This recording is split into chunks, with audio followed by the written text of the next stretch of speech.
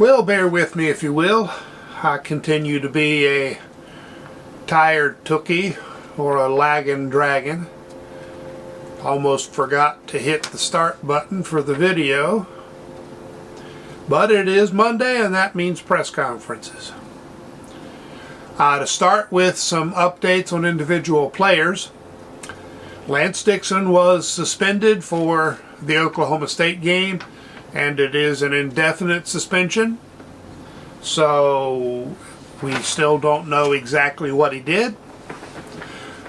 Dixon has been kind of a player on the edge since he got here, it seems. The edge of breaking through and the edge of breaking down, I don't know.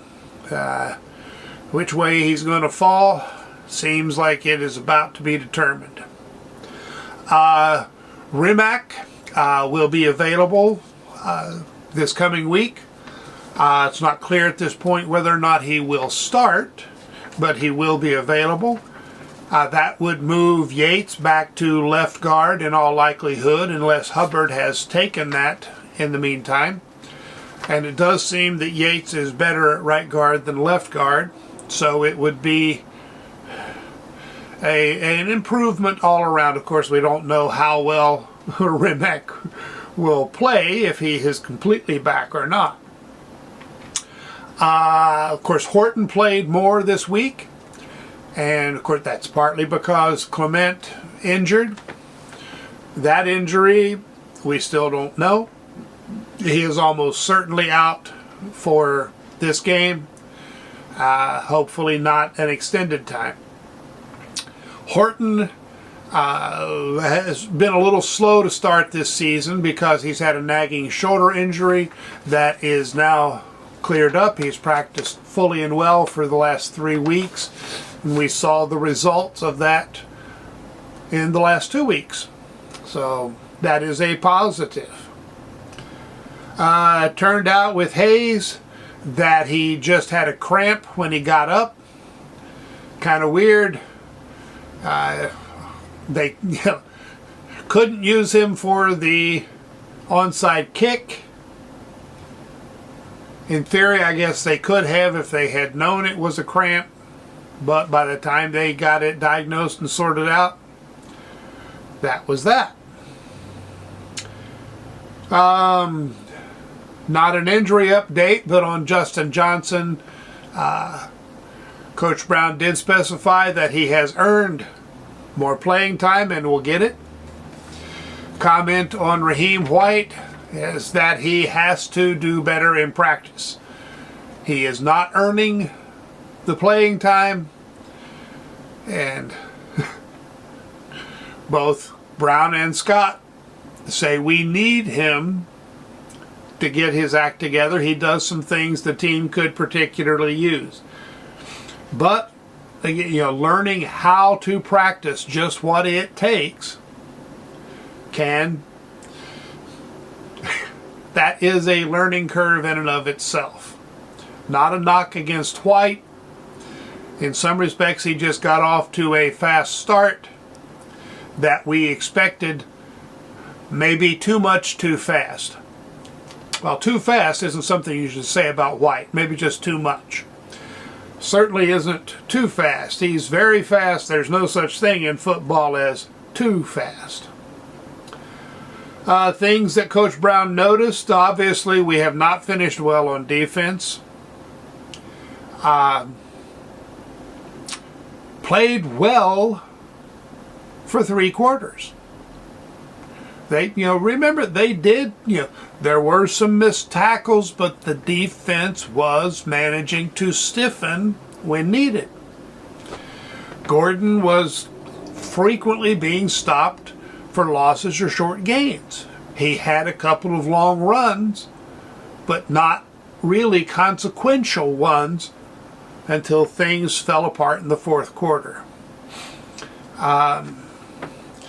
Now, also, Brown and Leslie, they both say, hey, can't blame fatigue. Yes, the guys may be fatigued, but it is something you have to play through. Now, as a fan, I can say there are limits. Yes, next man up.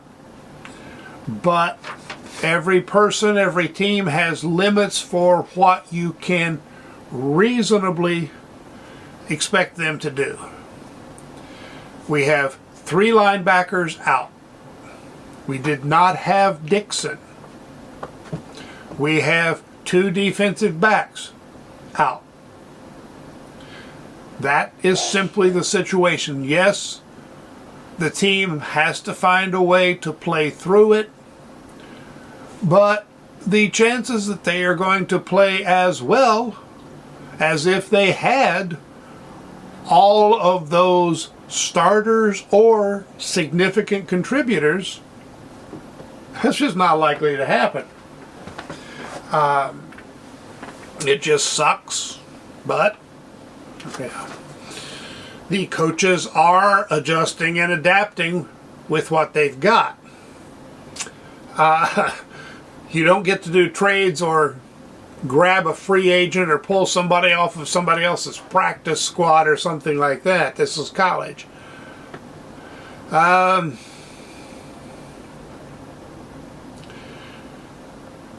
Did note, missed at least 16 tackles. How many of those were the fourth quarter, I'm not sure, but plenty. Not using hands well enough. They said, you know, all fundamentals. Linebackers too close to the line, which messes up angles and, of course, can cause missed tackles. And he specified they will be working on stuff in practice this week that you usually don't work on during the season.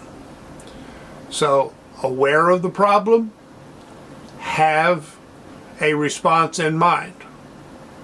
We will see how much it can accomplish. Brown and Scott say much the same thing about Garrett Green. He is getting better.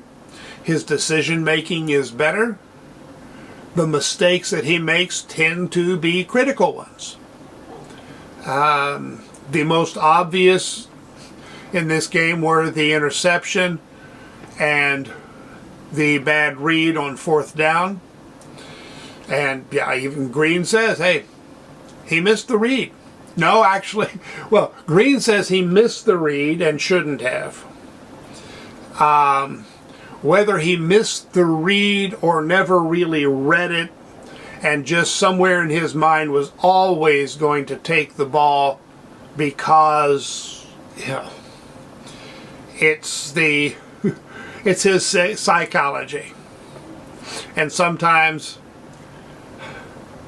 handing off the responsibility is difficult.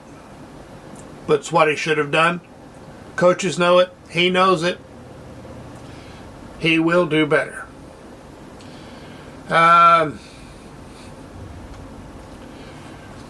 The faster starts.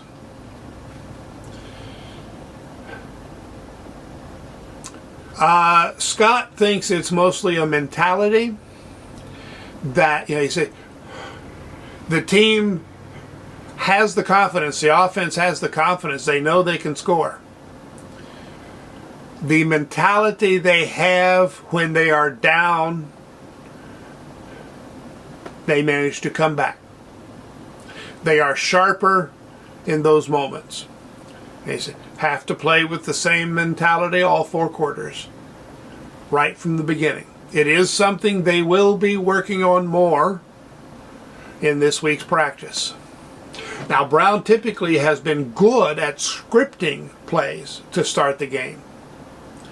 But you have to have the execution, and you have to be thinking and moving, hitting at full speed. Yeah.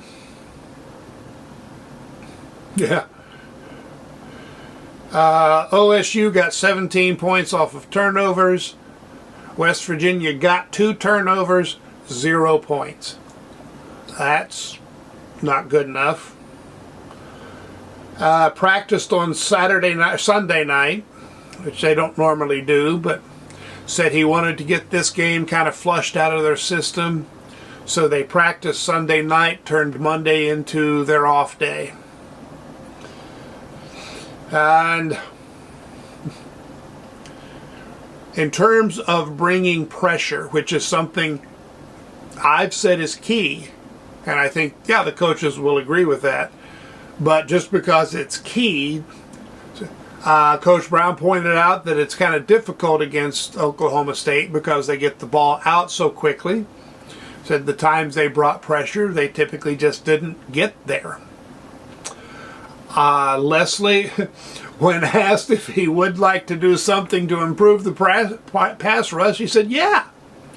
Which, yeah, it's kind of an obvious question. Yes, he would like to improve the pass rush. Suggestions? The thing is, as you know, robbing Peter to pay Paul, which was the example he used. If you bring pressure, you're taking a defender out of some other spot. You create a void or a weakness, and if you don't get there with the pressure, you've created an opportunity for the offense. So it is a matter of doing it at the right time, which varies depending on who's in the game. Something he said multiple times is you have to do the best thing for all 11. It is not just that the players have to play that way.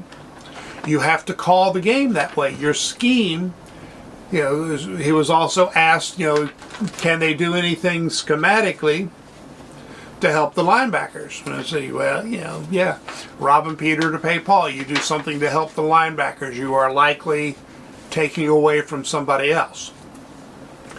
Now, he didn't say they wouldn't be doing anything, only that there is a potential price to pay. Of course, that's true when they started moving Floyd around and blitzing him. It's a risk. You can do it or not do it depending on how high the risk is, and how high the risk is likely to depend on who is in the game. When we have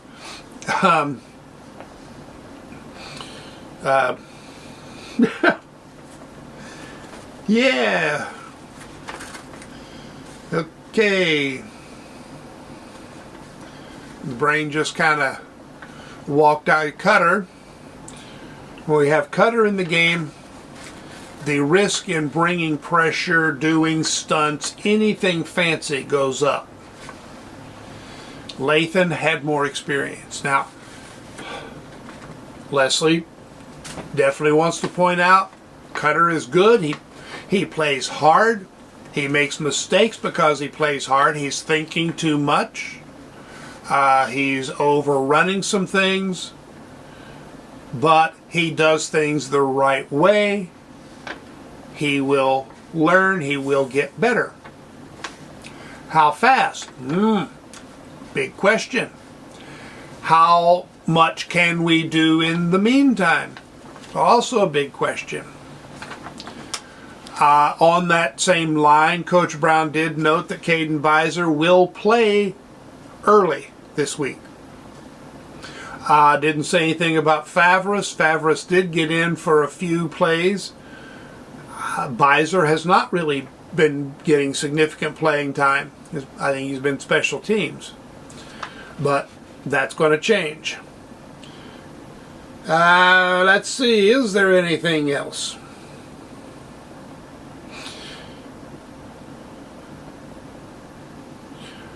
Don't really think there is.